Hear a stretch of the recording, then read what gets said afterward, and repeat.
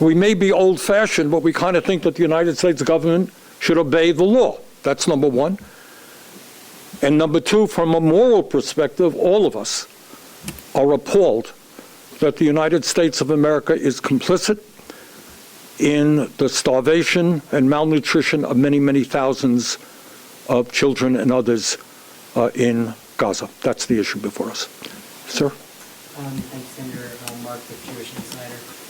You introduced 6 of these resolutions. 3 are coming up for a vote. Right. How did that come about, and why these 3 specifically?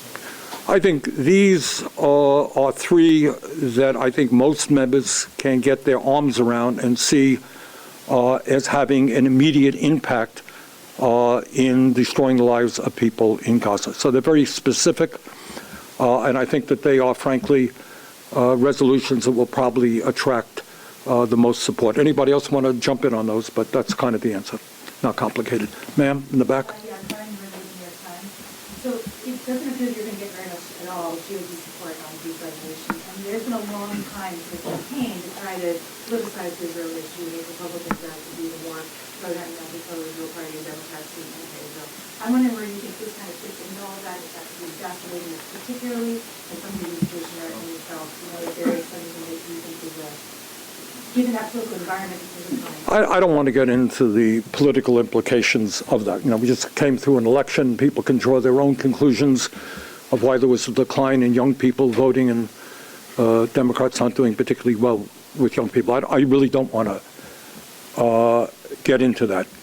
I happen to believe that the American people will not be sympathetic to any member of Congress who is turning his or her eyes on the kind of horrendous suffering that is now taking place in Gaza, and in fact, going out of their way to block humanitarian aid. So that would be my response. If I could just Sure, Chris, say jump something in. on that, because, and I don't want to get into the politics part either, but your question, you said whether they're more pro-Israel, pro-Netanyahu party.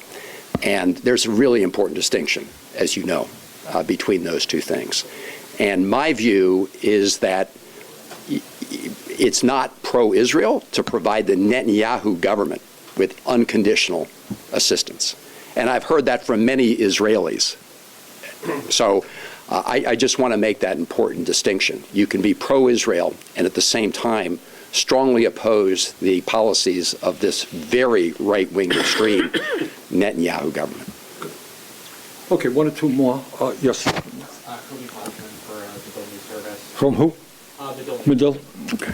We see reports that Secretary Blinken ignored conclusions from constituent agencies which found arbitrary denial and blockage of humanitarian aid, but he told Congress that this was not occurring and it was being allowed in. Has this administration been honest with Congress, and if it has not, should there be accountability? Well, I think we've discussed that issue. Chris just talked about that. Yes, ma'am. Abigail Housen, also Washington Post. I know you said you don't want to talk about politics, and you maybe want to talk about politics, but clearly most of your colleagues in the Senate do not see this the way you do. Why are more Democrats, at least, not joining you on this? Look, others can comment. I don't want to get into the politics of it because this is such a,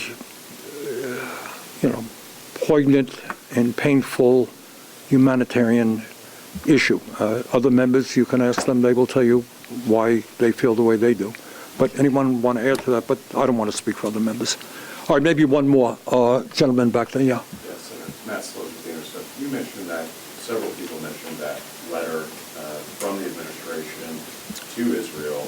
What can you do to hold the administration accountable for the letter it sent to Israel and follow through on its Chris, do you want to?